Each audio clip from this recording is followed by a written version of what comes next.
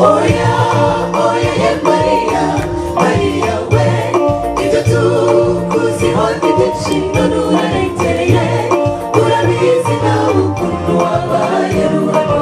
Mariya ese ninde utakuzi mu muryango w'impagarara?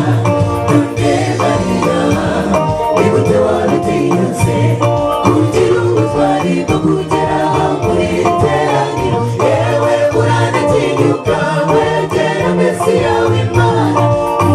Mariya ahandi sawe.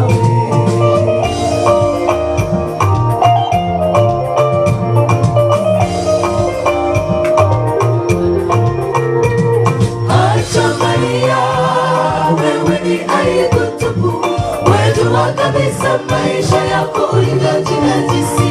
Sasa nashangaa ulivyowazawaza na kupata ujasiri kufika mahali hapa, hata kumsogelea Mesia mtakatifu. Aha, Maria haufai kabisa. Hayo ndiyo magambo Mariya yabwiwe wamuzi yaririye ku birenge bya Yesu.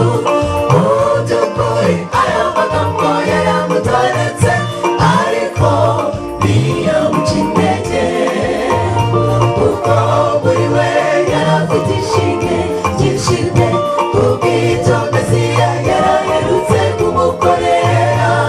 Ubwo rubanda bamuzanaga imbere ya Mesiya, tumufashe mbere acumura kandi igicumuro cye, igicumuro cye gihanishwa ubwo gupfa. Ngaho Mesiya nategeke tumutera amabuye, ariko bisoza Mesiya yanditse ko Mariya ntagapfe. Mariya nabeho imbere mu mutima we. Mariya ati icyababwira aho Mesiya yavuye, ineza yagiriye yamenaguye umutima. Nicyo gituma bitanga agacupa k'amavuta ngo nkamenagurire imbere ye, maze mukarabye ibirenge n'ayo mavuta. Umutima wanjye mushime Yesu arakiza.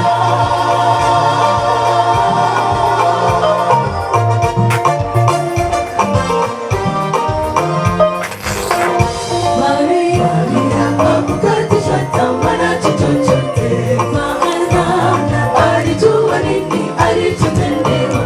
Alipoyatafakaria ya mapepo saba yalivyotesa kila siku miaka ile yote,